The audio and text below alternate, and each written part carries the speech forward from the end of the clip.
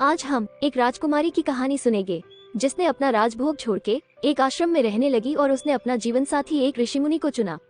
वो ऋषि मुनि सप्तर्षि में से एक थे। राजकुमारी पवित्र मन से अपने पति के साथ जीवन व्यतीत करने लगी।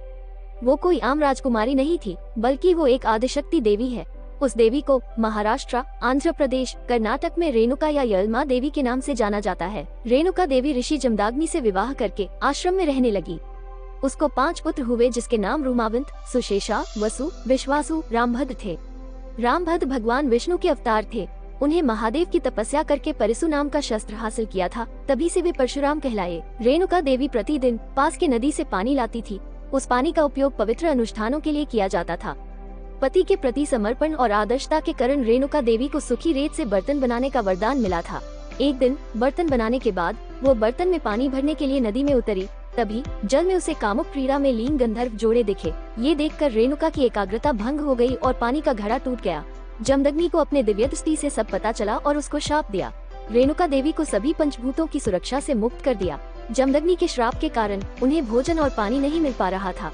वो आदिवासी क्षेत्र में चली गई, जिन्हें आमतौर पर चांडाल वाटिका कहा जाता था। देवी रेणुका मातंगी समुदाय के साथ रहने लगी। वही अपनी प्रायश्चित के लिए तपस्या करने लगी। कठोर तपस्या के बाद भगवान शिव ने रेणुका को दर्शन दिया।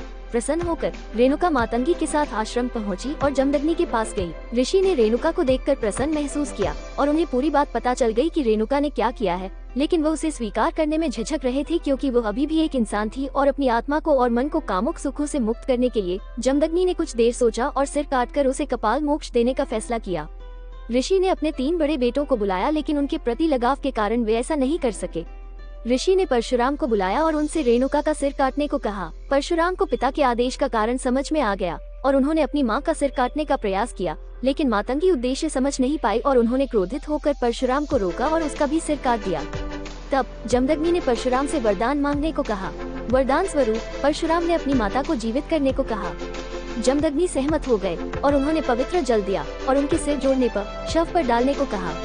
अपनी मां को जीवित करने की जल्दी में परशुराम ने मातंगी और रेणुका के सिर बदल दिए और गलती से जोड़ दिए। रेणुका के शरीर और मातंगी के सिर वाली देवी को येलमा के नाम से जाना जाने लगा, जबकि रेणुका के सिर और मातंगी के शरीर वाली देवी को रेणुका के रूप में मनाया जाने लगा। इस पुनरुत्थान का वो क्षण था जब दोनों महिलाओं को मृत्यु से वापस लाए जाने के साथ साथ प्रजनन क्षमता के प्रतीक के रूप में दिव्य दर्जा प्राप्त हुआ। बाद में रेणुका और येलमा को संयुक्त देवताओं के रूप में या दोनों नामों से एक विलक्षण देवता के रूप में पूजा जाने लगा। रेणुका देवी को मदर ऑफ ऑल भी कहा जाता है। विभिन्न क्षेत्रों में उनकी पूजा के तरीके और उनसे जुड़ी कहानियों में भिन्नता हो सकती है, लेकिन देवी रेणुका या येलमा को विपरीत परिस्थितियों में उनकी पवित्रता, त्याग और भक्ति के लिए पूजा जाता है। वो मातृत्व और सुरक्षा का प्रतीक है।